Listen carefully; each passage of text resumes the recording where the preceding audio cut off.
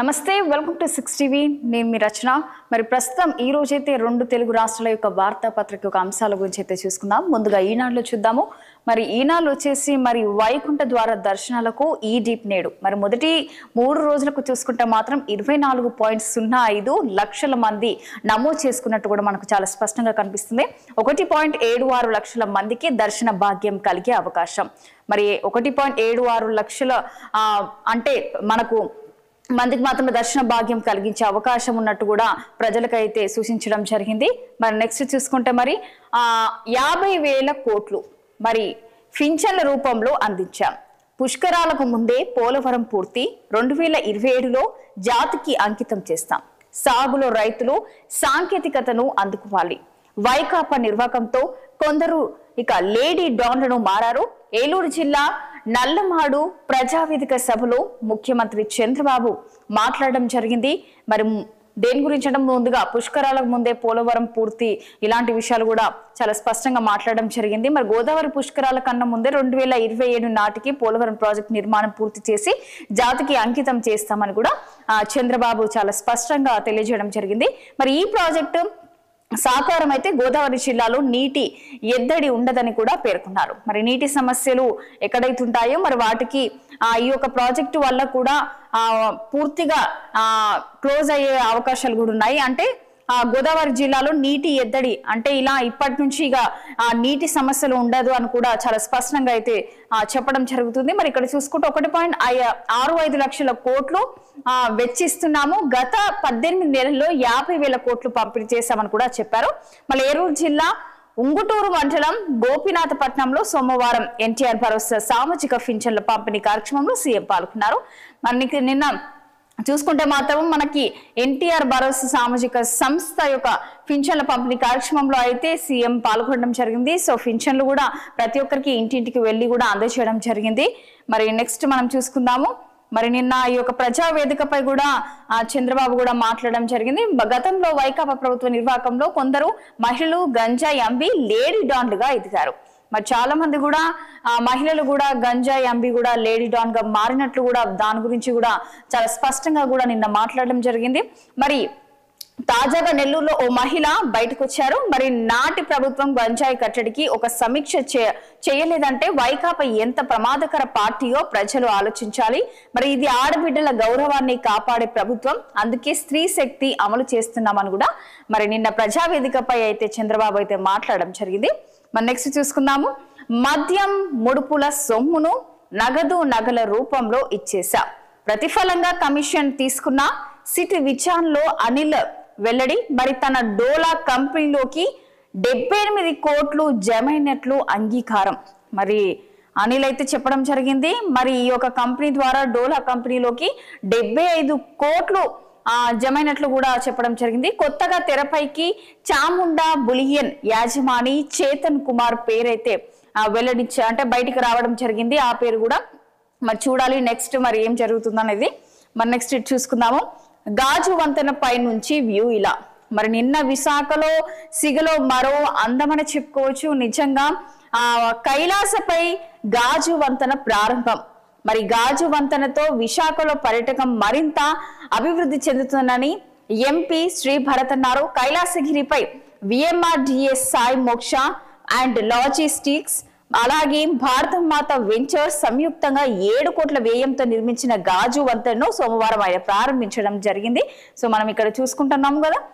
మరి గాజు వంతెన పై నుంచి వ్యూ అయితే ఇలా కనిపిస్తుంది మనకి చాలా స్పష్టంగా. అంటే నిజంగా చాలా బాగా డిజైన్ చేసిందని కూడా చెప్పుకోవచ్చు. మరి దీనికోసము 7 కోట్ల వ్యయంతో నిర్మించబడిందని కూడా తెలపడం జరిగింది మనకి. మరి దీనికి ఆ కార్యక్రమంలో చూసుకుంటే మాత్రం నిన్న ప్రారంభోత్సవం జరిగింది. మరి ఈ ప్రారంభోత్సవంలో కూడా మరి విఎంఆర్డిఏ చైర్మన్ ఎంవి ప్రవీణ్ గోపాల్ అలాగే కమిషనర్ తేజ్ భరత్లు అయితే ఈ యొక్క ప్రారంభోత్సవంలో పాల్గొనడం జరిగింది. సో వారు కూడా మాట్లాడడం జరిగింది. నెక్స్ట్ చూసుకుందాము. సవాళ్లకు ఎదు సాధించన్న అన్నట్టు కూడా చాలా స్పష్టంగా మనకు కనిపిస్తుంది. ఇక్కడ ఎంబీబీఎస్ సీటు కోసం సుప్రీంకోర్టులో న్యాయ పోరాటం 3 అడుగుల ఎత్తున డాక్టర్ గణేష్ బరైనా విజయ గాథ మరి రోగి ఆరోగ్య పరిస్థితిని తెలుసుకుంటున్న గణేష్ మరి ఇక్కడ మనం చూసుకోవచ్చు నార్మల్ ఒక 3 అడుగులు మాత్రమే ఉన్న వ్యక్తి మరి డాక్టర్ గణేష్ మరి ఎంబీబీఎస్ సీటు కోసం అయితే సుప్రీం కోర్టులో అయితే న్యాయ పోరాటం అయితే చేస్తున్నట్టు కూడా మనకు తెలుస్తుంది. డాక్టర్ గణేష్ ఎత్తు 3 అడుగులు, ఉద్యోగం ప్రభుత్వ వైద్యాధికారి. జీవితంలో ఏదైనా సాధించాలంటే శారీరక రూపం ముఖ్యం కాదు, దృఢమైన సంకల్పం ఆశయం చాలని కూడా నిరూపించారని కూడా గుజరాత్ లోని భావనగర్ జిల్లా గోరకి గ్రామానికి చెందిన గణేష్ మరి గ్రోత్ హార్మోన్ లోపంతో జన్మించిన ఆయన జాతీయ స్థాయిలో న్యాయ పోరాటం చేసి మరి వైద్యుడు కావాలన్న తన కలను అయితే సాకారం చేసుకున్నట్టు కూడా చాలా స్పష్టంగా కనిపిస్తుంది.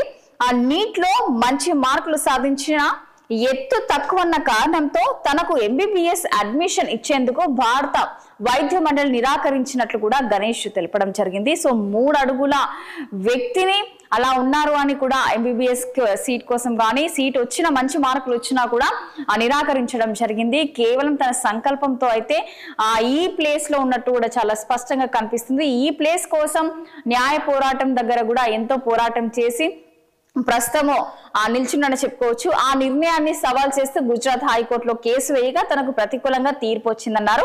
ఆయన నిరాశ చెందకుండా సుప్రీంకోర్టులో పోరాడి మరీ గెలిచి 2019లో భావనగర్ ప్రభుత్వ వైద్య కళాశాలలో సీటు పొందినట్లు వివరించారు. అలా వైద్యుడు కావాలన్న తన లక్ష్యాన్ని నెరవేర్చుకున్నట్టు కూడా చాలా ప్రస్తుతం అయితే మెడికల్ ఆఫీసర్ హోదాలో ప్రజలకు సేవ చేస్తున్నట్లు చెప్పారు. మరి తన సంకల్పంతో తన దృఢమైన సంకల్పం ఆశయం నిజంగా నెరవేరిందని చెప్పుకోవచ్చు. మరి నెక్స్ట్ చూసుకుందాము. నింగికి నేలకు ఉపగ్రహ బంధం, భూమిపై మార్పులను ఖచ్చితత్వంతో పసిగడుతున్న శాటిలైట్లు, మురుగునీటి పారుదల పట్టణ ప్రణాళికలకు అవే ఆధారం, ప్రజల నిత్య జీవితంలో కీలక పాత్ర, రైతులకు వెన్నుదన్నుగా ఉపగ్రహాలు, రిసోర్స్ సాట్ 2 రిసోర్స్ అలాగే సాట్ 2A కెమెరాలు, LIS S3 4. మరి చూసుకున్నాం కదా 2 అంతస్తులో. సో ఇది చూసుకుందాము. మరి 2 అంతస్తులో 42,958 అడుగుల్లో నిర్మాణం చేపట్టడం జరిగింది. ఈ నెలలో శంకుస్థాపన కూడా జరగబోతుంది. మరి అక్కడ కదా అమరావతి క్వాంటమ్ కంప్యూటింగ్ సెంటర్ ప్రధాన భవనాన్ని 2 అంతస్తులు నిర్మించేలా నిర్మాణ సంస్థ నమూనా సిద్ధం చేసింది. క్వాంటమ్ కంప్యూటర్ ఏర్పాటు, దాని నిర్వహణకు అవసరమైన ఇతర విభాగాల ఏర్పాటుకు వీలుగా నమూనాను రూపొందించింది. ఇక మొదటి అంతస్తు చూసుకుంటే 21,517.06 అడుగులు. మరి 2వ అంతస్తు చూసుకుంటే 21,441.71. మరి నెక్స్ట్ మొత్తం కలిపి చూసుకుంటే 42,958.77 అడుగులు భవనం నిర్మించబోతుందని కూడా చాలా స్పష్టంగా మనకు కనిపిస్తుంది. మరి ఈనాడు చూసుకున్నాం కదా. నెక్స్ట్ సాక్షికి వెళ్ళిపోదాం. మరి సాక్షిలో హెడ్లైన్స్ ఏంటి, మరి సాక్షిలో వాటి గురించి కూడా మాట్లాడుకుందాము. నెక్స్ట్ 2 నెలల్లో AI వర్సిటీ ప్రారంభిస్తాం, ప్రపంచంలోని అత్యుత్తమ యూనివర్సిటీల సాంకేతిక సహకారంతో హైదరాబాద్ లో ఏర్పాటవుతున్న ఆర్టిఫిషియల్ ఇంటెలిజెన్స్ యూనివర్సిటీని మరో 2 నెలల్లో ప్రారంభిస్తామని కూడా మంత్రి దుద్దిల్ల శ్రీధర్ బాబు అయితే వెల్లడించడం జరిగింది. వాటి గురించి, యూనివర్సిటీ గురించి. నెక్స్ట్ ప్రపంచంలోనే ఆదర్శంగా రాష్ట్రాన్ని నిలిపేందుకు కృషి, మక్తల్ బహిరంగ సభలో సీఎం రేవంత్ రెడ్డి. నిన్న జరిగిన మక్తల్ బహిరంగ సభలో అయితే తెలంగాణ సీఎం రేవంత్ రెడ్డి అయితే మాట్లాడడం జరిగింది సభలో. మరి ప్రపంచంలోనే ఆదర్శంగా కూడా 2034 నాటికి $1 ట్రిలియన్, 2047 నాటికి $3 ట్రిలియన్ ఎకనామీ. మరి గ్లోబల్ సమిట్ కు ప్రపంచవ్యాప్తంగా పారిశ్రామికవేత్తలు, పరిశ్రమల, సేవ, వ్యవసాయ తదితర రంగాల్లో పెట్టుబడులకు ఆహ్వానం. 2023లో ఊరు గెలిచాం, ఇప్పుడు రచ్చ గెలవాలన్న ముఖ్యమంత్రి. ప్రభుత్వంలో కలిసి పనిచేసే వారిని సర్పంచులుగా గెలిపించుకోవాలని విజ్ఞప్తి చేయడం జరిగింది. పలు అభివృద్ధి పనులకు కొడంగల్, నారాయణపేట, మక్తల్ ఎత్తిపోతలకు శ్రీకారం మరి ప్రసంగించడం జరిగింది. తెలంగాణ ప్రపంచంలోనే ఆదర్శంగా నిలిచేందుకు కృషి చేస్తున్నామని ముఖ్యమంత్రి రేవంత్ రెడ్డి తెలిపారు. ఇక నెక్స్ట్ 2034 నాటికి $1 ట్రిలియన్ ఎకనామీ, 2047 నాటికి $3 ట్రిలియన్ ఎకనామీ సాధించే లక్ష్యంతో ముందుకు వస్తున్నామని కూడా చాలా స్పష్టంగా తెలపడం జరిగింది ఆ ఒక సభలో. ఈ క్రమంలో ఈ నెల 8, 9 తేదీల్లో తెలంగాణ రైజింగ్ గ్లోబల్ సమిట్ నిర్వహిస్తున్నామని కూడా తెలపడం జరిగింది. అంటే 8, 9 అంటే తెలంగాణ కాంగ్రెస్ వచ్చి 2 సంవత్సరాలు పూర్తి చేసుకున్న సందర్భంగా 8-9 తేదీలో తెలంగాణ రైజింగ్ గ్లోబల్ సమిట్ నిర్వహిస్తున్నట్టు కూడా చాలా గ్రాండ్ గా కూడా చేస్తున్నట్టు కూడా చాలా స్పష్టంగా వెల్లడించడం జరిగింది. పరిశ్రమలు, సేవ, వ్యవసాయ తదితర రంగాల్లో పెట్టుబడులు పెట్టాల్సిందిగా ప్రపంచంలోని పారిశ్రామికవేత్తలు ఆహ్వానిస్తున్నామని చెప్పారు. కాంగ్రెస్ 2 ఏళ్ల పాలనకు సంబంధించి ప్రజాపాలన విజయోత్సవాల భాగంగా తొలి రోజు సోమవారం నారాయణపేట జిల్లా మక్తల్లో నిర్వహించిన బహిరంగ సభలో ఆయన మాట్లాడారు. సో మనకు చాలా స్పష్టంగా తెలుస్తుంది. మరి నెక్స్ట్ చూసుకుందాం. ఒకటైన సమంత రాజ్ నిడిమోర్. మరి నిన్న అందరూ సమంత ఫ్యాన్స్ అయితే నిజంగా షాక్ తిన్నారని చెప్పుకోవచ్చు. ఈ విషయంలో కొంతకాలంగా డేటింగ్ లో ఉన్నారన్న వార్తలకు ఇక నిన్న ఒక ఫుల్ స్టాప్ పడిందని చెప్పుకోవచ్చు. మరి ఇన్ని రోజులు ఇంతకు ముందు ఇద్దరి మధ్యలో రిలేషన్షిప్ ఉంది అని పుకార్లు మాత్రమే అనుకున్నారు. కానీ నిన్న ఆ పుకార్లకు కాస్త చెక్ పడ్డట్టే. మరి ఇద్దరు కలిసి ఒకటయ్యారు. మరి దర్శక నిర్మాత రాజ్ నిడిమోర్ వివాహ బంధంలోకి మరి అడుగు పెట్టడం జరిగింది, సమంత ఇంకా రాజ్ నిడిమోర్. మరి నెక్స్ట్ చూసుకుందాం. 5,000 కోట్ల షాక్. ప్రజలపై పరోక్షంగా విద్యుత్ ఛార్జీల బాధితుడికి స్కీమ్ల ప్రతిపాదన. ప్రతి కిలోవాట్ కు 50 ఫిక్స్డ్ ఛార్జీలు పెంచాలని ఈఆర్సీకి వినతి. అందుకు ఆమోదం లభిస్తే పేదలపై ఉన్న తక్కువ టారిఫ్ కు రెక్కలు, 1 యూనిట్ పెరిగిన ఛార్జీలు రెట్టింపు. ఇకపై వ్యవసాయ విద్యుత్ లెక్కల్ని పక్కాను కూడా చాలా హెడ్లైన్ ఇవ్వడం జరిగింది. ఇక్కడ ఐఏఎస్ క్యాడర్ లో ఐపీఎస్ లా మరి ఇక్కడ చూసుకుందాము. సివి ఆనంద్, అలాగే శిఖా గోయల్, అలాగే స్టీఫెన్ రవీంద్ర లాంటి ఐపీఎస్ ఆఫీసర్లను ఐఏఎస్ క్యాడర్ లోకి తీసుకోవడంపై వివరణ ఇవ్వాలని రాష్ట్ర ప్రభుత్వాన్ని హైకోర్టు ఆదేశించింది. రాష్ట్ర ప్రధాన కార్యదర్శి, సాధారణ పరిపాలన శాఖ ముఖ్య కార్యదర్శులకైతే ఆ నోటీసులు అయితే జారీ చేయడం జరిగింది. మరి నెక్స్ట్ ఇటు చూసుకుందాము. మరి హైదరాబాద్ లో అజయ్ దేవగన్ ఫిలిం సిటీ మరి 3,000 కోట్లతో ఫుడ్ లింక్ 3 అత్యాధునిక హోటళ్లు గ్లోబల్ సమిట్ సందర్భంగా ఒప్పందాలు చేసుకున్నట్టు మన అజయ్ దేవగన్ అయితే చెప్పడం జరిగింది. మరి నెక్స్ట్ ఇటు చూసుకుందాం. మరో 400 వృక్షాలకు రక్షణ. చేవెళ్ల హైవే విస్తరణలో NHIA రోడ్ మ్యాప్. ఇక బీజాపూర్ జాతీయ రహదారి పనులు ప్రారంభోత్సవం. 2 ఏళ్లు కాదు, 1.5 సిద్ధమని కూడా తెలపడం జరిగింది. 2 సంవత్సరాలు పట్టదు, 1.5 సంవత్సరం సరిపోతుందని కూడా ఈలోపే సిద్ధం చేస్తామని కూడా స్పష్టం చేశారు. 4 బృందాలను ఏర్పాటు చేసి పనులు ప్రతి 10 కిలోమీటర్లకు ఓ టీం, ప్రతి 10 కిలోమీటర్లకు ఒక టీం ఏర్పాటు చేయడం జరిగింది. ఆ ఏర్పాటుకి సంబంధించి త్వరగా పనులు కూడా పూర్తి చేసేలా కూడా చర్యలు తీసుకున్నారు. మరి 2 ఏళ్ళు కాకుండా 1.5 సంవత్సరంలో 1.5 కంప్లీట్ చేస్తామని కూడా చాలా స్పష్టంగా అయితే కనిపిస్తుంది మనకు. సో నెక్స్ట్ చూసుకుందాం. మరి ఇక్కడ మోడీ గారు మరి డ్రామాలొద్దు, పని చూడండి. పార్లమెంటులో విపక్ష సభ్యులు అప్రజాస్వామికంగా వ్యవహరిస్తున్నారంటూ కూడా ప్రధాని మోడీ చురకలు పెట్టడం జరిగింది. నిర్మాణాత్మక, విధానాత్మక చర్చలకు పార్లమెంట్ వేదిక కావాలి. శీతాకాల సమావేశాలు ఆరంభానికి ముందు పార్లమెంటు ప్రాంగణంలో ప్రధాని ప్రసంగం చేశారు. మరి బీహార్ ఓటమి నైరాశ్యాన్ని సభలో చూపొద్దని విపక్షాలకు హితవు పలికారు. కొత్త వ్యూహాల కోసం మీకు చిట్కాలు చెబుతానని ఎద్దేవా చేశారు మోడీ గారు. పలు రాష్ట్రాలు శాసనసభ ఎన్నికలకు కసరత్తు చేసే వ్యాయామశాలగా పార్లమెంటులను మార్చొద్దు. ఇటీవల ముగిసిన బీహార్ అసెంబ్లీ ఎన్నికలకు ఘోర పరాభవాన్ని చవిచూసిన విపక్ష పార్టీలు ఆ నైరాశ్యాన్ని పార్లమెంటులో ప్రదర్శించాలనుకుంటున్నాయి. పార్లమెంట్ పవిత్రమైంది. మరి ఇది నాటకాలు వేసే రంగస్థలం కాదు. బలమైన ఆధారాలతో ప్రభుత్వాన్ని విమర్శలకు విపక్షాలు దిగుతామంటే నేను సైతం వారికి కొన్ని చిట్కాలు కూడా చెప్తాను కూడా ఈ యొక్క ప్రసంగంలో అయితే ప్రధాని మోడీ అయితే చెప్పడం జరిగింది. నెక్స్ట్ చూసుకుందాం. నెక్స్ట్ మనము దిశలోకి వెళ్ళిపోదాము. మరి దిశలో అప్డేట్స్ ఏంటో చూద్దాము. మాయ మాటలు నమ్మితే జీవితాలు ఆగం. మరి పనులను అడ్డుకునే వారి వీపులు విమానపు మోత మోగాలి. మరి నిన్న ప్రసంగంలో మాట్లాడడం జరిగింది సీఎం రేవంత్ రెడ్డి గారు. మరి అంటే కొన్ని వ్యాఖ్యలు కూడా చేయడం జరిగింది. 75 ఏళ్ల కాలంలో ముఖ్యమంత్రుల చెప్పు చేతిలోనే ఉమ్మడి పాలమూరు జిల్లా నాయకులు.